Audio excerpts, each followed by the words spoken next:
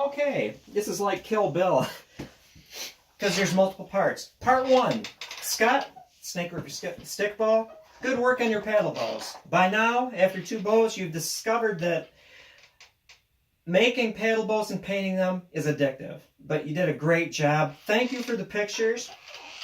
Make a video on them, definitely. I bet there'd be people interested in that. I like that. Second, Part 2, Flaxen-haired Saxon. And I really appreciate my viewers who, in some way, shape, or form, were inspired to get back to something or do something, you know, just because the videos I put out. That's great. That's what it's all about. Bought a 10-inch telescope. Lives in a beautiful part of the world. New Zealand. Is retired. Oh, I want to be you when I grow up, definitely. Anyway, you have your 10-inch telescope, possibly by now. Your 10-inch telescope has the ability to go from 1.25, 1.25-inch eyepieces to 2. Definitely invest in a 2. If you're able to, I don't know as far as what you can get in shipping and stuff in your part of the country, but explore Scientific eyepieces. This is ultra rich field, 82-degree field of view, 18 millimeter focal length, which for my telescope, 1,000 millimeter focal length, the main mirror, this would translate into approximately, I don't know what it would be, 55 power, 55 times magnification, and that's simply divide 18 into 1,000. If I'm incorrect, you know, it is what it is. Now, I don't need to buy 2 of these. This is an awesome eyepiece, and for $160 to explore, you can't beat them. The value is amazing. They were so nice. And I like the 2-inch eyepieces. Get a 2-inch, definitely, because it gives you a wider field of view. It's like looking at a big movie screen. You know, it's so much different than just seeing like a little patch of sky. In the 82-degree field of view, this will become your favorite eyepiece. Now, with a 10-inch telescope, if it's a 1,200 millimeter focal length, well, forget the focal length. If it's a 10-inch telescope, your ultimate usable magnification would be 2 times 254, which is your main mirror size in millimeters. Multiply it times 2, so you get about a 500 times field of view, which means that you can see things really close up. Although a 100 to 150 is good. That'll get you by easily.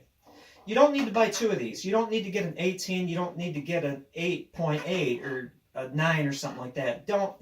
I wouldn't get an eyepiece below 6 millimeter focal length. Just use a Barlow lens. Anyway, instead of buying 2 of these, just get a Barlow lens. A Barlow lens for a 2-inch, if you shop around, you can get one for about $60. And so that's a good investment. A great eyepiece and a Barlow lens, which effectively doubles the focal length of your telescope's main objective. And so you get a bigger number to divide into. So if I had 55 times with this 18 and I stuck a 3 times Barlow lens, then I'd get 165 power. So I'd have a wide range. With the Barlow lens is not a big investment. And I want to talk this fast.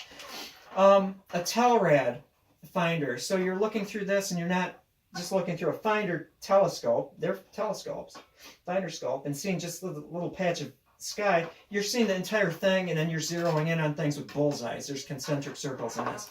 These are low price. These are low price. You're not going to spend any more than like $40 for one of those. The mount comes with sticky tape, double-sided. You stick it to your tube, you're good to go. You'll never use your finder scope again. You'll use your Telrad. And why do I speak fast? First of all, I don't want to torture the people that are just waiting to hear about bows. Secondly, you spend a lot of time outdoors. I'm talking to an outdoorsy group of people. And why not extend your outdoor fun into the wee hours of the night with a telescope? It's fun. You know, the stars are up there. The planets are up there. The moon is up there. It's fun to look at them.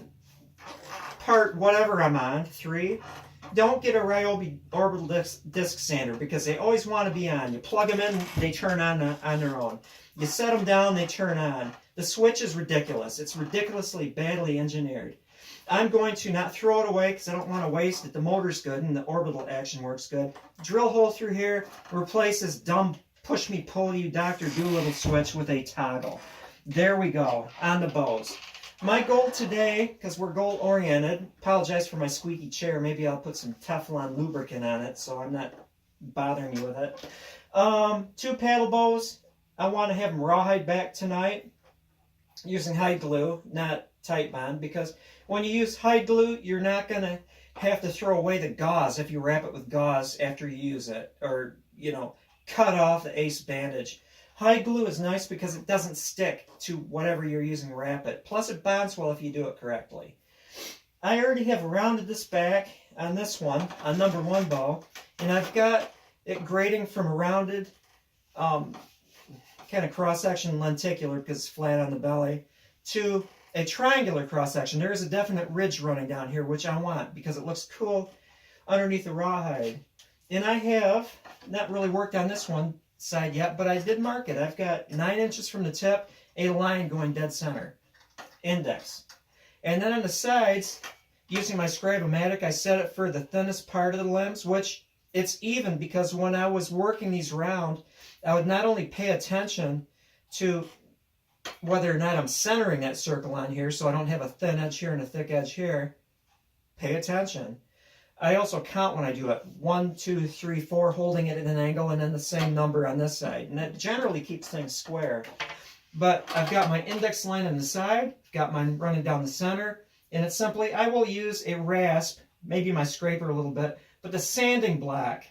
I've got a piece of plywood, 2 grades of sandpaper, 1 on either side. I will use that to flatten that off. This bow will not be as round because I want it to be heavier.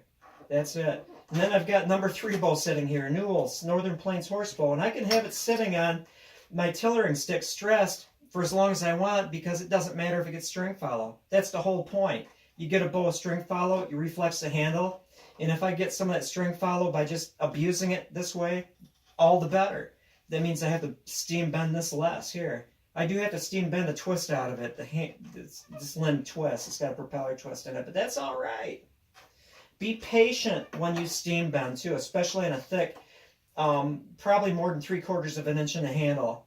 I have this on my steam bending jig over my kettle underneath the tin foil, aluminum foil, and I'll wait 15-20 minutes, then I'll tighten the clamps a little bit, padded, big nice pad so I don't dig in because it's soft. And just over time of that steaming, and not even getting it to the correct bend the first time, just keep tightening it a little at a time. Patience is a key because you don't want to damage wood. You don't want to crumple it or tear it. And so patience is key. The thicker it is, the longer you steam it. And then I'll let it sit for a while. And then I'll, without taking it off the clamps, do it again. Wait 15 minutes. This is a thick section. It's going to take a lot of steaming. And over time, tighten them until it gets to the final bend. And then let it sit. One would think that you're actually adding water to the bow when you're steaming it. You don't. You're taking water away from the bow because that's really, really hot and it dries it out. So you have to let it sit in that jig until that bow reaches equilibrium again. It needs to absorb some water. You can speed things along by putting it in the bathroom when you're taking a hot, steamy shower, but you need to wait before you take that off the jig. Not wait till it cools, but wait until you think that it's achieved the same moisture level as before you steam bend it. So that's it. One note, when you're doing a gull wing, I would have more of the bend, hopefully you can see this, between the fade and middle limb than I would between middle limb and tip. One reason is it's more aesthetically pleasing. It looks better. There will be a little bend out here, but you want to have the lion's share of the bend on the interior. You're also going to have a better string angle if it's bent here more, like string follow, deflex, than if it was straight here. If this part is straight, or even if you recurve it, you're going to get a better string angle, which means less stacking and then a smoother draw and everything. So even though these are short with deflex limbs, depending on where you put the bend in these limbs, you will get varying degrees of sweetness of shooting, of drawing. Greater draw length, less stacking, with the bend in here. And that's it.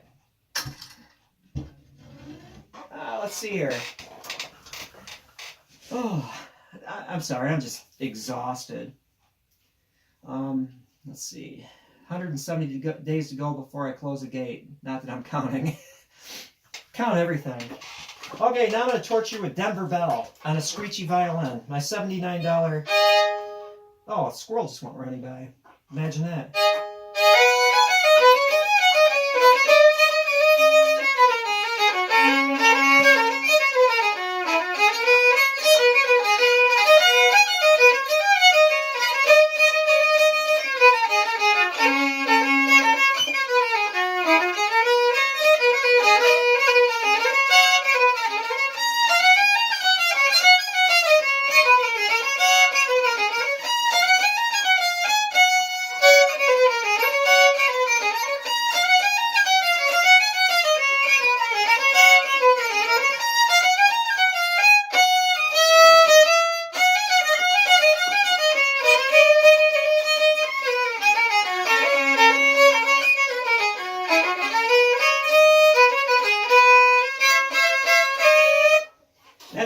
the video is over.